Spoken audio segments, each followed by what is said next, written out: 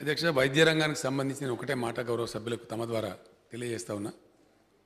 చాలా పెద్ద భయంకరమైన స్థితిలో కూరుకుపోయి అసలు కంప్లీట్గా ఆల్మోస్ట్ కొలాప్స్ అయ్యే పరిస్థితిలో ఉన్నటువంటి ప్రభుత్వ వైద్య రంగాన్ని వైద్య శాఖ మంత్రి గారు వారు స్వయంగా వైద్యులు కాబట్టి కష్టపడి పనిచేస్తూ ఉన్నారు. ఈ మధ్య అధ్యక్ష ఒక స్టేట్మెంట్, ఒక పేపర్లో ఒక ఫోటో నేను చూడడం జరిగింది. ఆ పేపర్ వాళ్ళకి నేను ఫోన్ కూడా చేసిన. ఒక హాస్పిటల్లో బెడ్స్ లేవు, పేషెంట్ను వరండాలో పండబెట్టి పక్కనే ఉండే కిటికీకి సెలైన్ బాటిల్ కట్టి ట్రీట్మెంట్ ఇస్తూ ఉన్నారు అని ఒక విమర్శనాత్మకంగా అది వచ్చింది అధ్యక్ష. నేను హాస్పిటల్కి కనుక్కొని మంత్రి గారిని కూడా కనుక్కొని తర్వాత పత్రికా యాజమాన్యానికి ఫోన్ చేసిన. మనకు ఒక సంస్కారం ఉండవలసిన అవసరం ఉంది సమాజంలో.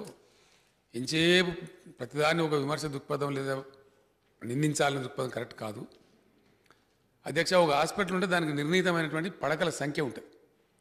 అంతకు మించి పేషెంట్లు వచ్చినప్పుడు ఆ డాక్టర్లు మానవతా దృక్పథంతో వారిని రిఫ్యూజ్ చేయకుండా, మేము ఇక్కడ ట్రీట్మెంట్ చేయం పొమ్మని పంపించకుండా, వెళ్ళగొట్టకుండా ఉన్నంతలో అడ్జస్ట్ చేసి పాపం పేదలు కదా అని చెప్పి వైద్యం చేస్తూ ఉన్నారు.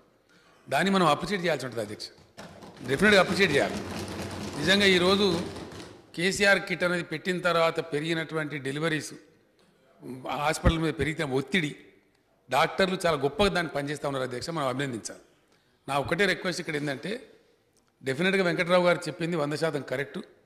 హాస్పిటల్లో డాక్టర్లకు మెడికల్ సైడే తెలుస్తుంది తప్ప అడ్మినిస్ట్రేషన్ సైడ్ తెలియదు అధ్యక్ష, వాళ్ళకి ఆ ట్రైనింగ్ కూడా లేదు. డెఫినెట్గా రాబోయే రోజులలో అడ్మినిస్ట్రేషన్ వింగ్ను ప్రతి హాస్పిటల్లో అడ్మినిస్ట్రేటర్ ఉండే విధంగా, ఆసుపత్రి నిర్వహణ మంచి చెడ్డ వాళ్ళంతా చూసే విధంగా కూడా చర్యలు తీసుకోవాలని చెప్పి మేము ఒక పాలసీగా అనుకున్నాం. కాబట్టి దాన్ని రాబోయే రోజులలో వారు చెప్పిన సూచన తప్పకుండా పరిగణలోకి తీసుకుంటాం.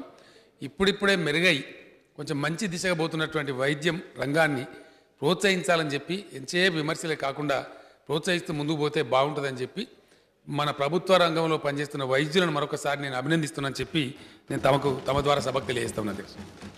Question hour is over. Statement by Honorable Chief Minister.